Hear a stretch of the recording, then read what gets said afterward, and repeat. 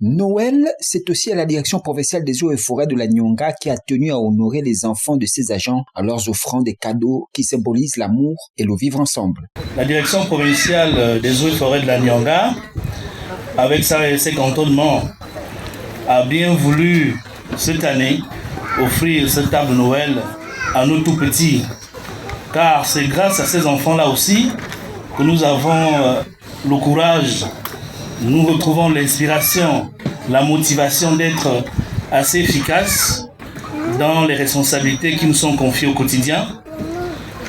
Donc, il faut dire que c'est aussi un événement ou une cérémonie qui rentre de plein fouet dans les objectifs ou dans la vision prônée par les plus hautes autorités de ce pays, en tête desquelles le chef de l'État, chef du gouvernement, son Excellence, Brice Clotaire Oligui Nguema. Une initiative pleine de reconnaissance pour ces enfants surpris de ce geste de solidarité. Nous sommes très heureux d'être ici et de partager notre joie avec vous en cette période de Noël. Nous voulons tout d'abord remercier Monsieur le directeur provincial pour cette initiative festive qui recoupe tout le monde. Ensuite, nous tenons à vous remercier du fond du cœur pour ces merveilleux cadeaux autour de l'arbre de Noël. Que cette journée soit remplie de joie et de bonheur. Le rendez-vous a été fixé au 25 décembre 2026.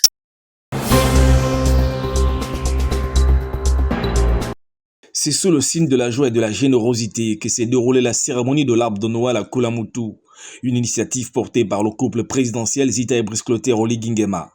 L'événement qui s'est tenu à l'esplanade de l'hôtel de ville était dédié aux enfants issus des familles défavorisées et ceux vivant avec un handicap. Le maire de Koulamoutou, Victor Ngouassanga, a ouvert la cérémonie, plantant le décor de cette journée spéciale. Excellence, Monsieur le Président de la République et Première Dame, votre générosité, votre compassion et votre engagement en faveur des populations les plus vulnérables sont un exemple pour nous tous. Nous vous disons merci. Les bénéficiaires de cette belle journée n'ont pas manqué de remercier leurs bienfaiteurs. Noël n'est pas toujours une période facile pour les familles, mais vous en avez fait, Monsieur le Président de la République, Brice Clotaire Oligui Nguema, et vous, Maman Zita, un moment de lumière, d'espoir et de joie. Vous êtes venus jusqu'à nous, vous avez pensé à nous, alors que parfois nous avons l'impression d'être oubliés. Vous avez transformé ce lieu où nous sommes aujourd'hui comme par magie pour notre bonheur de l'instant. Le préfet du département Lalolo Bwengidi, Michel Matsakassa, représentant le gouverneur Jean-Bosco Asingamani empêché, a ensuite pris la parole pour partager la vision du président de la République en matière sociale.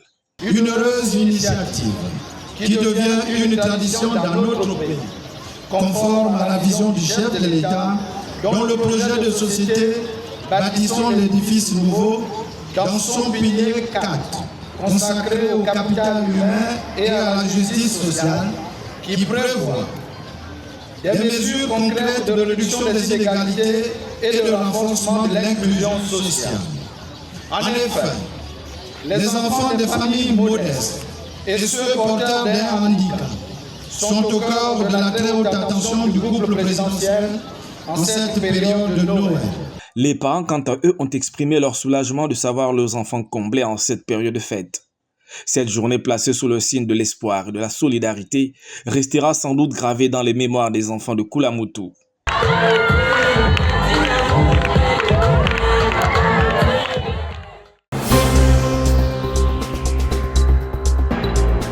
À Gamba, dans le département de Ndougou, l'élan de Noël porté par le couple présidentiel a bénéficié à 572 enfants. Le maire de la commune a salué l'initiative, non sans exprimer sa gratitude aux donateurs. Cette cérémonie de distribution des cadeaux aux enfants va marquer toute leur vie. Il est difficile aujourd'hui, avec ce que nous connaissons de cette ville de Gamba, pétrolière, des familles démunies, le chômage. Aujourd'hui, nous avons cette possibilité que ces enfants passent la Noël et certainement le nouvel an en joie. Merci encore à la Première Dame. Merci au couple présidentiel. À sa 3e édition, l'arbre de Noël du couple présidentiel illustre son engagement envers les plus vulnérables. Par cette distribution de cadeaux, le président de la République, chef de l'État, chef du gouvernement, son Excellence Brice Clotaire Oligui Nguema et la première dame, Maman Zita Oligui, rappellent leur engagement constant envers les plus vulnérables, en particulier les enfants démunis et ceux vivant avec un handicap. Accompagné de son épouse, la première dame Zita Oligui Nguema, le président de la République a voulu par ce geste montrer aux enfants du Gabon, spécialement ce jour à Gamba, montrer à tous les enfants, sans distinction de sexe, de race, de religion, qu'il est le papa de tous les Gabonais. Joyeux, les bénéficiaires ont remercié le couple présidentiel pour son attention et sa bienveillance envers les enfants de la nation. Papa Oligui, Maman Zita, merci du fond du cœur. Merci d'être là pour nous. Merci de nous montrer que nous avons nous aussi une place dans la grande famille du Gabon. Les enfants de Gamba souhaitent la pérennisation de cette action généreuse et solidaire. Noël pour les mamies, un concept lancé à Franceville à l'occasion de la fête de la Nativité. Un cadre pour célébrer les mamans du 3e âge et prouver l'amour qu'on leur porte. C'est un concept que le cœur d'une mère a mis en place avec la collaboration et le soutien de la première dame, Maman Zita Oligui Nguema. Ce concept qui est tout simplement Noël pour les mamies. Noël pour les mamies, c'est tout simplement pour rendre hommage à ces mamies que vous avez vues. Nous sommes les enfants de leurs enfants et nous devenons leurs parents. Et nous avons décidé de faire plaisir à ces mamies et leur souhaiter joyeux Noël à notre manière et qu'elles comprennent aussi que nous ne les oublions pas. Un repas d'ensemble appuyé par quelques présents. Pour avoir traversé des générations, ces mamans ont été honorées par leurs filles et petites-filles. On a voulu créer cet espace de mamie, de Noël pour les mamies, pour leur faire plaisir, pour dire à ces moments du 3e âge qu'on les aime et que autrefois elles ont été les enfants comme nous et on les a pas oubliés. On est avec elles. Je voudrais profiter de cette occasion pour dire merci Maman Zita parce qu'elle nous a aidés à mettre ce concept en place. Ce n'est que la première édition avec la grâce de Dieu. Il y aura plusieurs éditions comme ça et on va l'élargir dans tout le Gabon. Grande a été la surprise pour ces femmes du 3e âge. Les mamies ont été célébrées en ce jour. Nous avons reçu les dons. Vraiment, chose que nous n'avons jamais vécue ici à Franceville. C'est une première. Et nous remercions vraiment le Seigneur et le couple présidentiel qui a pensé à nous aujourd'hui. Et n'oublions pas notre fille Lisette. Des cadeaux, un repas, à boire. Vraiment, c'était bien. Et surtout remercier Maman Zita Oligui Nguema. Célébrer les mamies à l'occasion d'un événement traditionnellement dédié aux enfants, une façon pour les organisatrices d'emboîter le pas et encourager les politiques d'inclusion prônées par les pouvoirs publics.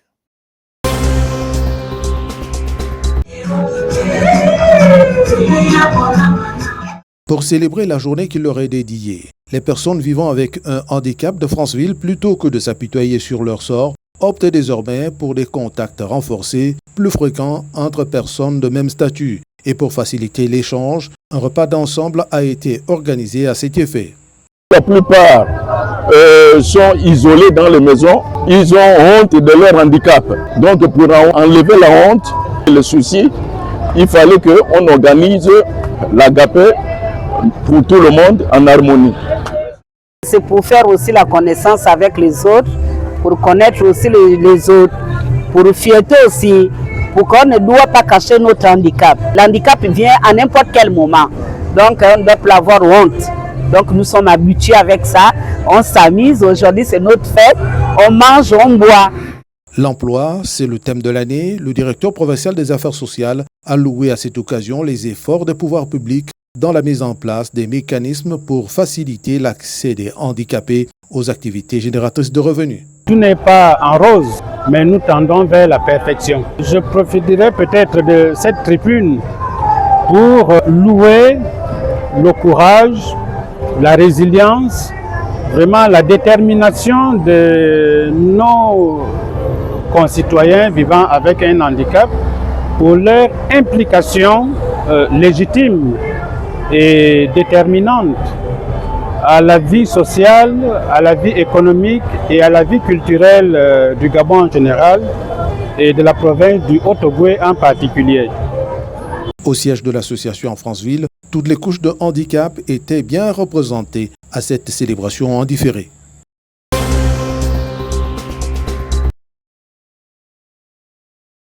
Le ton monte dans le secteur éducation. Après l'expiration du préavis de grève de 8 jours, en guise d'avertissement, les membres du collectif SOS enseignants Moyen-Ogooué se sont à nouveau retrouvés devant la direction de l'académie provinciale pour faire le point. Nous sommes tombés d'accord sur le fait qu'après l'échéance du préavis de grève, nous devions tenir une nouvelle assemblée générale pour fixer la ligne qui nous permettra de continuer effectivement nos activités. Selon eux, la situation est grave. Certains enseignants sont quasiment au fond du trou. Nous avons des revendications. Moi, si je suis là, parce que je suis une enseignante de l'enseignement privé protestant, et jusqu'au jour d'aujourd'hui, nous n'avons pas de salaire. Donc nous revendiquons nos salaires. Nous revendiquons les salaires. Parce que nous ne pouvons pas travailler. Nous sommes dans les salles de classe et nous n'arrivons même pas à avoir un centime. Les avancements et reclassements piétinent. Jusqu'au jour d'aujourd'hui, on ne nous dit rien, on ne parle même pas. Ils font la sourde oreille, personne ne parle de ces enseignants qui sont morts. Les combattants de la craie, personne ne parle d'eux. Alors que nous voulons que ces personnes laissent une histoire, que leurs familles sachent qu'ils ont fait quelque chose sur cette terre.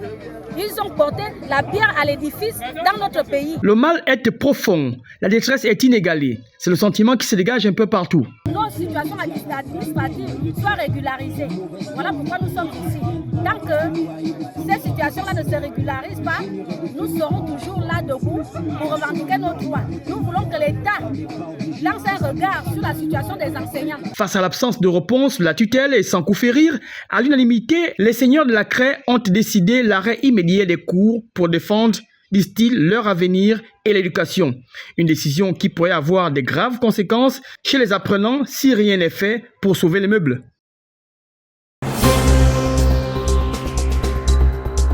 Dans leurs allocutions circonstancielles, le maire de la commune de Gamba et le président du conseil départemental de Ndougou, installés dans leurs nouvelles fonctions par Françoise Assongonobam, le gouverneur de l'Ogooué-Maritime, ont exprimé leur gratitude. Mes remerciements vont d'abord au président de la République, chef de l'État, chef du gouvernement, pour avoir respecté le chronogramme de la transition. Mes remerciements également à monsieur le préfet du département de Ndougou pour avoir organisé les élections libres et transparentes dans le département. Je tiens à exprimer mes remerciements à madame le gouverneur d'une part, en tant qu'autorité de tutelle, et à tous les conseillers départementaux pour la confiance que vous avez placée en ma personne. Mes sincères remerciements vont également à l'endroit des dirigeants de mon parti politique qui m'ont choisi pour postuler au poste de président du conseil départemental de Ndougou. Le dépositaire de l'autorité de l'État a prodigué quelques conseils à ces relais de la décentralisation voulus par les plus hautes autorités. Chers élus, vous êtes désormais les relais de la décentralisation voulue par les plus hautes autorités. La décentralisation est un levier essentiel de développement. Elle doit permettre une meilleure proximité avec les citoyens et une réponse adaptée à leurs besoins.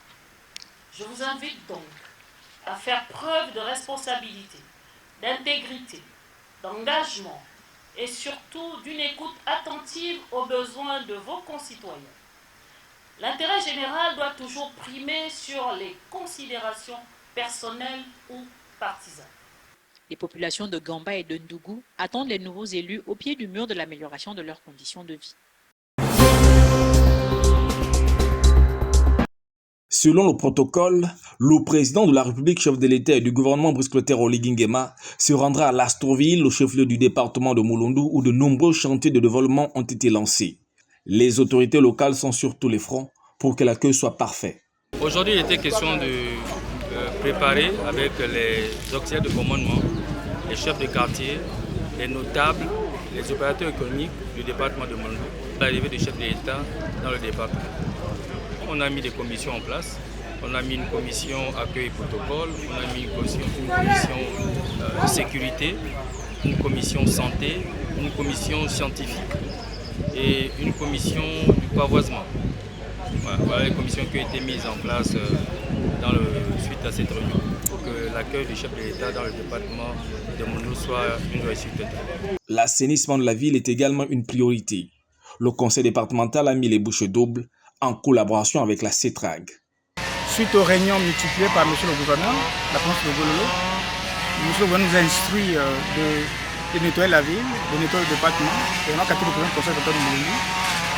J'ai choisi 2 axes à travers lesquels le président de la République va essayer de circuler. Donc le canton Gouaval par le regroupement de Rungasa jusqu'à Madoukou-Maouya et de la gare jusqu'au pont, du pont jusqu'à la gare CETRAG. Après nous avons pris des fonctions. Nous n'avions pas de budget. Et donc j'ai écrit à des choses de la CETRAG pour tout arriver sur l'État, que la CETRAG aide l'institution afin que cet acte soit ensoleillé. Dieu merci, la CETRAG a répondu positivement. Donc depuis ce matin nous avons démarré et ça va continuer jusqu'à la gare ferroviaire. L'Astorville, comme l'ensemble de la province de Logoué-Lolo, attend avec impatience l'arrivée du président de la République, une arrivée qui promet d'être riche en échanges et en perspective pour l'avenir.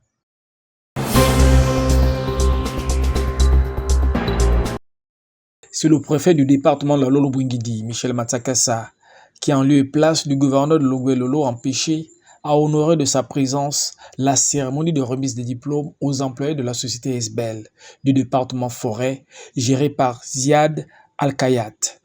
C'est avec un immense plaisir que je me joins à vous ce soir pour célébrer la fête du travail en différé et les fêtes de fin d'année. Je voudrais tout d'abord adresser mes sincères félicitations à la société Esbel pour son engagement et sa contribution au développement économique de notre département partant de notre province. Les travailleurs ayant totalisé 10, 20 et 30 ans d'ancienneté ont reçu respectivement des diplômes de bronze, d'argent et d'or, ainsi qu'une enveloppe pour passer d'agréables moments en cette période de fête de fin d'année. Votre travail acharné et votre dévouement sont des exemples à suivre. Je sais que l'année qui s'achève est très riche en défis, mais également en réussite. Je vous encourage à poursuivre vos efforts pour atteindre les objectifs fixés et à contribuer à œuvrer pour le bien-être de nos communautés. Il est à noter que cette soirée de gala, agrémentée par la prestation d'artistes locaux, a également comporté une tombola qui a fait de nombreux gagnants.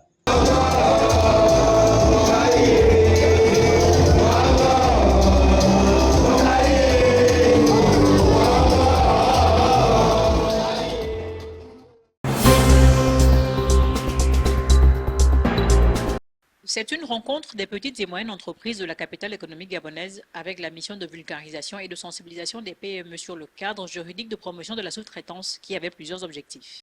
L'objectif de la rencontre, c'est d'expliquer aux grandes entreprises, mais également aux PME, la nécessité de respecter la loi sur la sous-traitance, mais également de donner l'information sur l'opérationnalisation prochaine du Comité national de suivi de la sous-traitance.